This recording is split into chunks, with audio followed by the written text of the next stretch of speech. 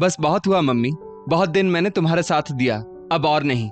मैं अपनी पत्नी के खिलाफ एक शब्द नहीं सुन सकता। अरे जिंदगी मुझे इसके साथ बितानी है, ना कि तुम्हारे साथ। अब तुम अपना गुजारा कैसे करती हो और क्या खाती हो, मुझे इससे कोई मतलब नहीं। चलो हटो। सुजीत अपनी माँ बीना जी को रास्ते से हटाते हुए बोला।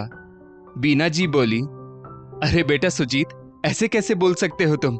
तेरे लिए तो मैंने तेरे भैया से बैर ले लिया, यहाँ तक कि तेरी भाभी को कितना कुछ सुना देती थी, और आज तुम अपनी माँ से अलग होना चाहते हो। तभी सुजीत की पत्नी पुष्पा बोली, देखो तो जरा इनको, अब सारा दोष हमारे ऊपर मढ़ रही है। अरे आपकी ही अपने बड़े बेटे बहू से नहीं बनती थी, तभी तो आप हमारे साथ रहने लगी, और अब आप मुझ पर हुक्म चलाना चाहती है। भूल जाइए कि ऐसा कभी हो पाएगा। और सुन लो जी, अगर आपको मेरे साथ रहना है तो इस बुढ़िया को छोड़ना ही पड़ेगा। अरे जो बड़े बेटे की सगी नहीं हुई वो छोटे की क्या होगी? बीना जी बोली, बहू ऐसा तो मत बोलो, मैंने आज तक तुम लोगों का ही तो साथ दिया, कम से कम अपने जेठ अमित के आने तक तो रुक जाओ। सुजीत बोला, देखो माँ, भैया के आ जाने से हमारा फैसला बदल नहीं जाएगा।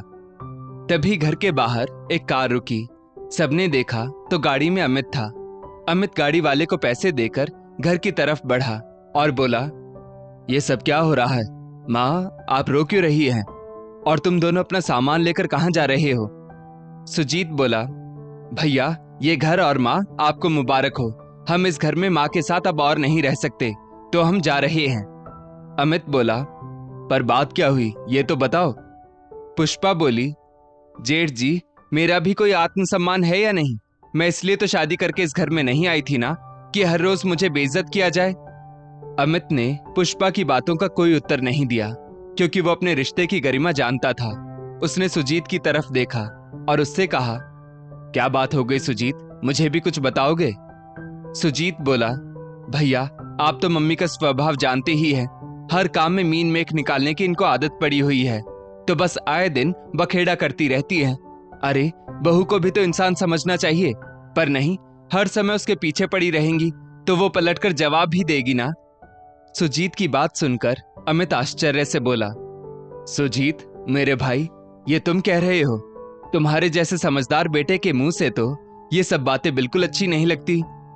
सुजीत बोला, क्या मतलब? अमित बोला, मेरा मतलब ये है कि कल तक जो बड़े भाई भाभी को ज्ञान देता था, आज पत्नी पर बात आई तो ज्ञान की गगरी फूट गई। आज तुम्हारी बीवी पर बात आई तो तुम्हें माम में 10 कमियां नजर आने लगी।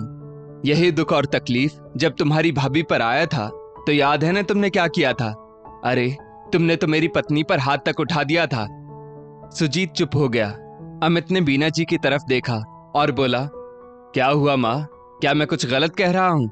जिस बेटे के लिए आप मुझसे अलग हो गई और जिस बेटे की बातों में आकर आपने कभी मेरा या अपनी बड़ी बहू का नहीं सोचा, देखिए आज आपका वही बेटा जब जोरू का गुलाम बन गया है तो आपको तकलीफ हो रही है, और तो और आज अपनी बीवी के लिए वो आपको छोड़कर भी जा रहा है। सही कहा है किसी ने, कर्मा लौट कर आता है। बीना जी चुप हो गई। वाकई आज सबके कर्म सामने आ रहे थे और अमित बिल्कुल समय पर सबको उनका किया हुआ याद दिला रहा था। दरअसल अमित अपनी शादी के शुरुआती दिनों में अपनी माँ और भाई से बहुत परेशान हुआ था। बीना जी एकदम रूढ़िवादी सास थी, जो अपनी रूढ़िवादी सोच को छोड़ना नहीं चाहती थी, और उनके अनुसार बहू को हमेशा दबकर ही रहना चाहिए। उनकी इस सोच में सुजीत उनका बढ़ चढ़कर सहयोग करता था। दोनों माँ बेटे ने मिलकर अमित की पत्नी रश्मि का जीना दुश्वार किया हुआ था। हर रोज घर में कुछ न कुछ तमाशा होता, फिर आए गए लोगों के सामने रश्मि की बुराई होती थी। एक रोज बीना जी की देवरानी घर पर आई। रश्मि झट से चाय नाश्ता लेकर आ गई, तब भी बीना जी उसके जाते ही उसकी बुराई करने लगी। और तो और सुजीत भी उनके साथ बैठकर अपनी भाभी रश्मि का मजाक बना रहा था। संयोग से अमित उस दिन घर पर ही था और अपने कमरे में बैठकर कुछ काम कर रहा था। अचानक कुछ बातें उसके कानों में भी पहुंची तो उसे याद आया कि रश्मि ने कई बार उससे इस विषय पर बात करने की कोशिश की थी, पर हर बार अमित उसे समझाकर शांत करवा देता था। अमित बाहर आकर सुजीत को डांटते हुए बोला, सुजीत शर्म नहीं आती तुम्हें, औरतों की तरह अपनी बड़ी भाभी की बुराई करते हुए? और माँ आप क्या तमाशा लगा रखा है आपने? बहुत शर्म की बात है कि सब काम करने के बावजूद भी आप यहाँ बाहर बैठकर रश्मि की बुराई कर रही हैं। बीना जी और सुजीत को लगा कि जरूर रश्मि ने ही अमित को भड़काया होगा। बस फिर क्या था, बहसबाजी शुरू हो गई। बीना जी फंस चुकी थी तो सबके सामने रोनी सूरत बनाने लगी। सुजीत बोला, भाई आप भाभी के लिए अपनी माँ से जबान लड़ा रहे हैं, शर्म की बात है। बहुत जल्दी रंग बदल लिया आपने। अगर मेरी पत्नी शादी के बाद ऐसी हरकतें करेगी तो मैं तो उसे अच्छे से सबक सिखा देता कि ससुराल में कैसे रहा जाता है। अमित बोला, सुजीत पहले तुम अपने बड़े भाई से बात करने का तरीका तो सीख जाओ, और समय आने पर तुम किसके साथ कैसा व्यवहार करोगे ये मैं भी देखूंगा। अभी मैं तुमसे नहीं माँ से बात कर रहा हूँ, तो तुम क्यों बीच में बोल रहे हो?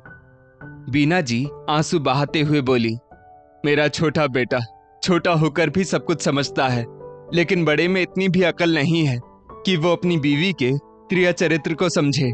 हे भगवान, ये बहू तो मेरे घर की एकता को भंग करने पर तुली हुई है। कितना प्यारा घर था मेरा, और दोनों भाई मिलजुल कर रहते थे, पर आज बहू के कारण दोनों आमने सामने हो गए।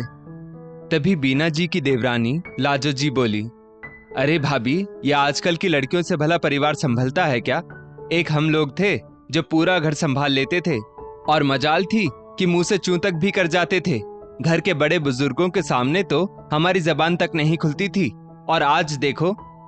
अमित बोला, चाची सबके सामने तो आप अपनी बहू की चुगली कर रही है, और चुप तो बिल्कुल भी नहीं हो रही है, और कहती है कि बहू आपका घर तोड़ रही है। और माँ आपका जब मन करता है, जहां मन करता है वहां आप अपनी बहू को सुनाना शुरू कर देती है, और फिर इल्जाम भी उसी पर लगाती है कि वो आपकी सुनती नहीं है। आखिर वो भी सम्मान की अधिकारी है, तो आखिर कब तक वो यूं ही सबकी सुनती रहेगी? आज आपके कारण रिश्तेदारों को भी मौका मिल गया कि वे भी आपकी बहू को सुना रहे हैं, वो भी आपके सामने। सुजीत बोला, मम्मी तुम भी किसे समझा रही हो? अब तो भैया भाभी का गुलाम हो चुका है, तो वो तुम्हारी नहीं सुनने वाला। फालतू में उसके सामने अपना सिर फोड़ने से कोई फायदा नहीं होगा, तो बेवजह अपने अनमोल आंसू मत बहाओ।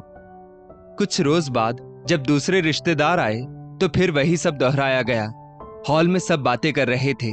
सुजीत अपने कमरे में कपड़े बदल रहा था। अचानक वो चिल्लाते हुए बाहर आया और रश्मि से बोला, एक काम नहीं होता ना भाभी आपसे? पता नहीं कोई गुण तो है नहीं आप में, फिर भी भाई आपको सिर पर क्यों बिठा कर रखता है? आपने मेरी अच्छी खासी शर्ट जला दी। रश्मि बोली, देवर जी मैंने नहीं जलाई, मैं तो आयरन कर ही रही थी, पर आपने ही कहा कि स्विच ऑन कर दीजिए और चली जाइए, तो मैं चली आई। सुजीत को याद आया, पर वो अपनी गलती मानने को तैयार नहीं था। उसने सबके सामने गुस्से में रश्मि पर हाथ उठा दिया और बोला, एक तो गलती करती है, ऊपर से जबान चलाती है।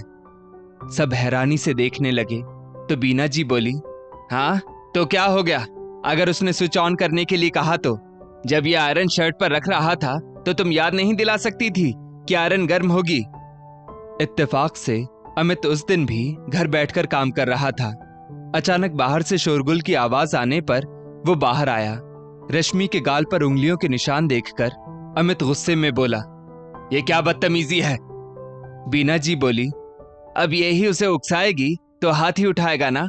इसे खुद ही घर में शांति रास नहीं आती। जब कोई मेहमान आते हैं तो जानबूझकर ये कोई ना कोई बखेड़ा खड़ा कर देती है। लेकिन इस बार अमित चुप नहीं रहा और माँ से बोला, बस बहुत हुआ। बहुत दिनों से अपना अपमान और अपनी पत्नी पर अत्याचार होते देख रहा हूं, पर अब नहीं। इतना कहकर अमित मकान के ऊपर बने हुए 2 कमरे में अलग रहने लगा, और उस दिन से बीना जी ने बड़े बेटे से बात करना छोड़ दिया। आज इतने दिनों बाद अमित भी हैरान था कि सुजीत अपनी पत्नी के लिए अपनी माँ से सबके सामने लड़ गया, और तो और अलग होने को भी तैयार हो गया। जो कल तक बड़े भाई को समझदार बनकर समझाता था, आज उसकी समझ कहाँ गई। दरअसल अमित के अलग होते ही सुजीत ने पुष्पा से शादी कर ली, और अब बीना जी को सुजीत और पुष्पा में कमियां नजर आने लगी थी। इसलिए वो अब रश्मि और अमित में फिर से सटने लगी थी। पर वो दोनों भी जानते थे कि ये उनकी जरूरत है और कुछ भी नहीं। अमित ने साफ साफ कहा, देखो माँ, मैं भी जानता हूँ हमारे साथ रहने की आपकी कोई मंशा नहीं है, और हमें भी कोई शौक नहीं। हम तो बस अपना फर्ज निभा रहे हैं। अब आपके समझदार बेटे के ज्ञान का गागर फूट चुका है, तो आप भी अपना इंतजाम कर लीजिए। मैं तो कहता हूँ क्यों किसी के भरोसे रहना। बाबूजी की पेंशन तो मिलती है, तो अपने लिए कोई काम वाली रख लीजिए और अपनी जिंदगी अपने तरीके से जीते रहिए ना। किसी को ना आप परेशान करेंगी, ना कोई आपको परेशान करेगा। इतना कहकर अमित ऊपर अपने कमरे की तरफ चला गया। बीना जी उसे हैरान सी देखती रह गई। जाते जाते वो सुजीत से बोली, एक बात याद रखना, अगर तुम इस घर से चले गए तो मैं अपनी जायदाद से तुम्हें एक फूटी कौड़ी नहीं दूंगी। सच कहा है किसी ने, कर्मा लौट कर आता है। तुम्हारी गलतियों में तुम्हारा साथ देने का मुझे आज ये फल मिला है। सुजीत अकड़ में आकर वहां से चला गया और अब बीना जी भी अकेली कामवाली के सहारे घर में रहने लगी। सच कहा है किसी ने, जो दुख बड़े बेटा बहू समझ सकते हैं वो कोई नहीं। तो कभी कभी रश्मि और अमित आकर उन्हें संभाल लेते थे, तो वो भी अब उतने में ही खुश थी, क्योंकि आज जो भी दुख वो झेल रही थी अपने खुद के कारण ही तो झेल रही थी। दोस्तों, इस स्टोरी को लेकर आपकी क्या राय है, नीचे कमेंट करके जरूर बताइएगा और ऐसी ही और भी बेहतरीन वीडियोस के लिए हमारा पेज जरूर फॉलो करें। धन्यवाद।